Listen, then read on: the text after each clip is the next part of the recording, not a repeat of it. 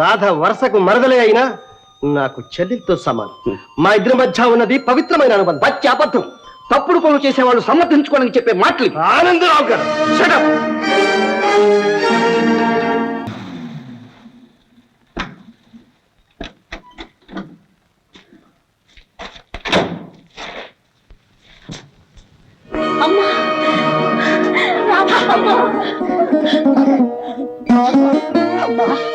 రాధా, నేనేం పాపం చేశానమ్మా? నా కడుపులో చిచ్చుబట్టి వెళ్ళిపోయావు. అమ్మా, నీ బెంగతోనే మీ నాన్నగారు కూడా. అత్తయ్య, అవన్నీ గుర్తు చేసి రాధని ఇంకా బాధ పెట్టదు. క్షమించు బావా, నీ దగ్గర మాట తీసుకుని కూడా కన్న బిడ్డను కళ్ళారా చూసుకుందామని వచ్చాను. నీ కుటుంబంలో కలతలు తెచ్చిపెట్టాను. అందులో నీ తప్పేం లేదు రాధ.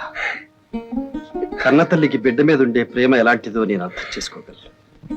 బావా, జ్యోతి ఇక నా బిడ్డ కాదు, నీ బిడ్డ. మర్చిపోవడానికి ప్రయత్నిస్తాను. బిడ్డ మీద ఉండే ప్రేమానురాగాలను తుడిచివేయడం కన్నతల్లికి సాధ్యం కాదు రాధ. అందుకే జ్యోతిని చూసుకుంటూ నువ్వు అత్తయ్య ఇక నా దగ్గరే ఉండండి. క్షమించు బావా, నేను రాలేను. రాధా, నన్ను పరాయివాడిగా భావిస్తున్నావా?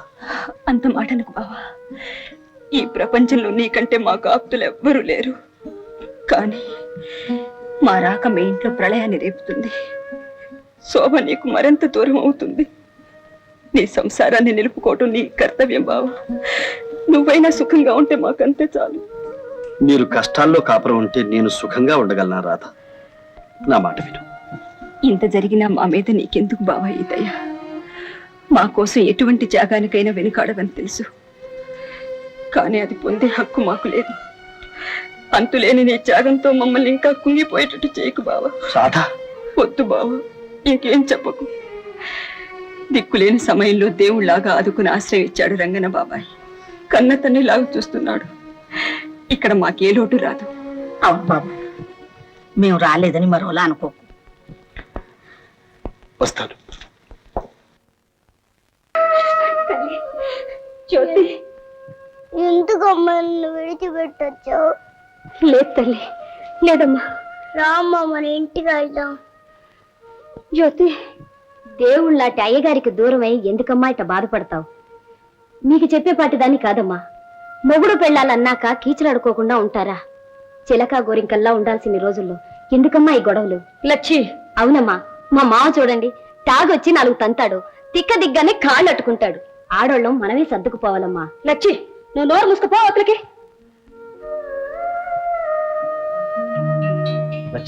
జ్యోతి వచ్చింది ఎక్కడికి? వచ్చింది బాబు, అదిగో ఆ గదిలో ఉంది.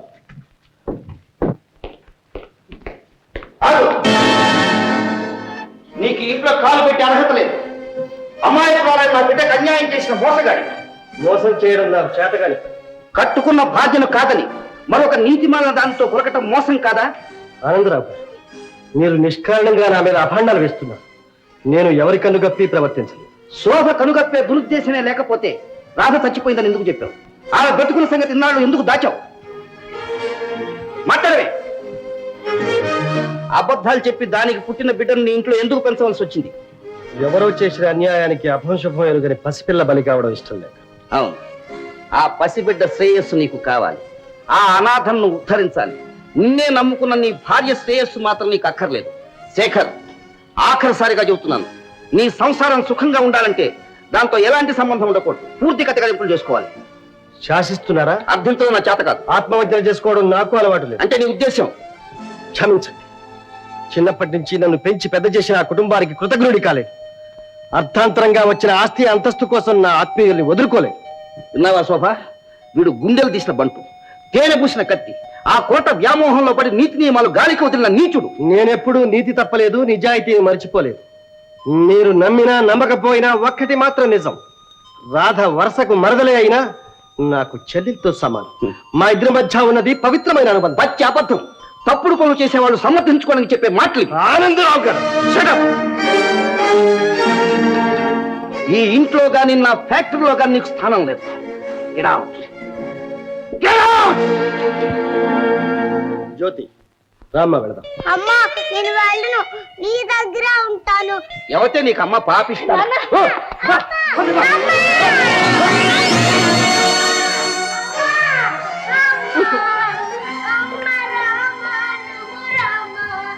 జ్యోతి, నువ్వెందుకమ్మా బాధపడతావు? ఆ అప్రాచ్యుడు కాదనంత మాత్రం నీ కాపురం పాడైపోతుంది. 2 నిమిషాల్లో డైవర్స్ ఇప్పించి నీ మోహన్ పెళ్లి చేస్తాను. నాన్నగారు, నా దురదృష్టానికి నేను కూలిపోతుంటే ఇంకా నేనెందుకు చిత్రవధ చేస్తారు? నన్ను ఇలా బ్రతకనివ్వండి.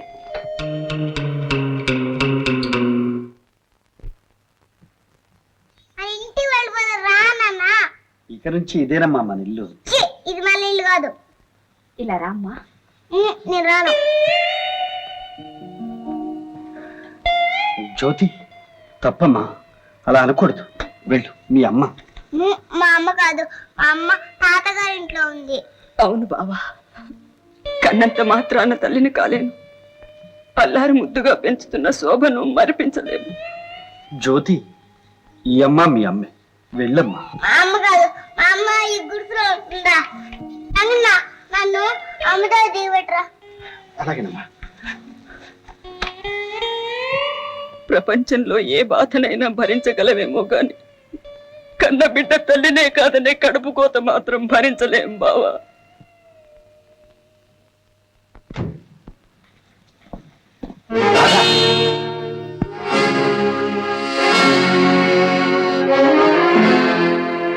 మోహన్, ఓ శేఖర్, ఇక్కడికి ఎందుకు వచ్చావు?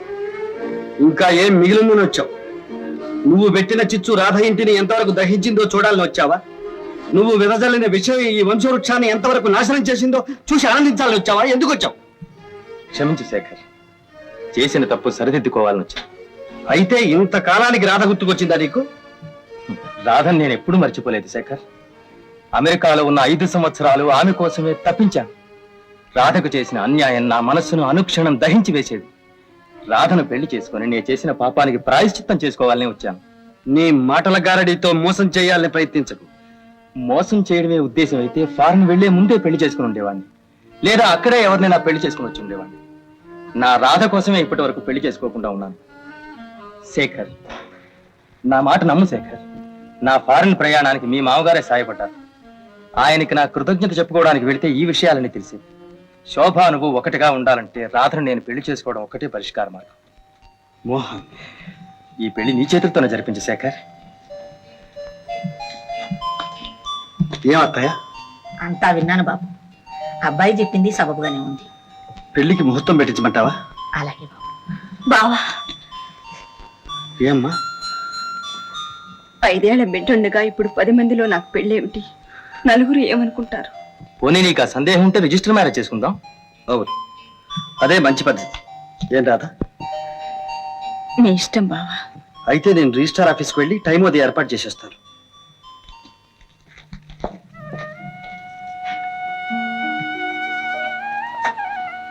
రాధ, ఎంత మారిపోయావు రాధ. పెద్ద పెద్ద భవనాల్లో బతికిన నీకు ఈ పూరి గుడి సాధారణమైంది. తప్పు నాది, శిక్ష నీది అయింది. ఊరుకో రాధ, ఊరుకో. ఇక మీద నువ్వు ఎప్పుడూ ఆనందంగా ఉండాలి, కన్నీళ్ళు పెట్టకూడదు. అత్తయ్య, బాబు, రాధకి మంచి చీరలు కూడా లేనట్టున్నాయి. ఎలాగో పెళ్లి చేసుకోబోతున్నావు. అలా రాధని బజార్కి తీసుకువెళ్ళి కావాల్సినవన్నీ కొనుక్కొస్తాను. సరే బాబు, రా రాధ. వెళ్ళండి అమ్మా. ఊరుకో అమ్మా, ఊరుకో.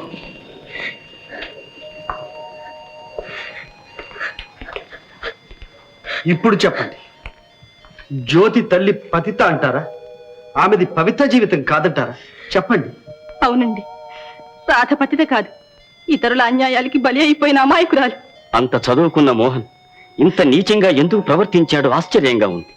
ఆశ్చర్యం ఉంది బాబు. దురాలోచన, దూరాలోచన. దూరాలోచన. ఖాసిం, మోహన్ నీకు తెలుసా?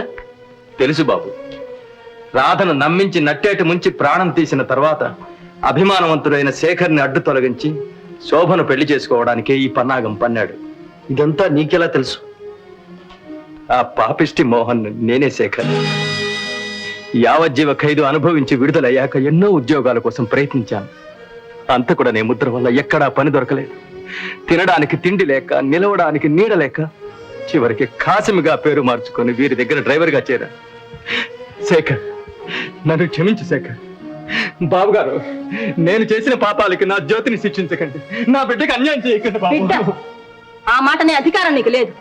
కని పారేసినంత మాత్రం నువ్వు తండ్రివి కాలేవు. అంత మాట అనకండి. ఒకప్పుడు స్వార్థంతో రాక్షసంగా ప్రవర్తించిన ఈనాడు పశ్చాత్తాపంతో దహించుకుపోతున్నాడు.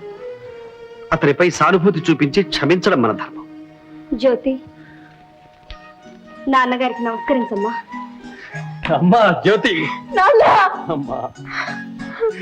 శేఖర్ గారు, ఎంతటి ఉదాత్తులండి మీరు. మీ పవిత్ర జీవితం ఆదర్శవంతం. మీ చేతుల్లో పెరిగిన జ్యోతిని సంతోషంగా మా కోడల్ని చేసుకుంటాం. తెలుగు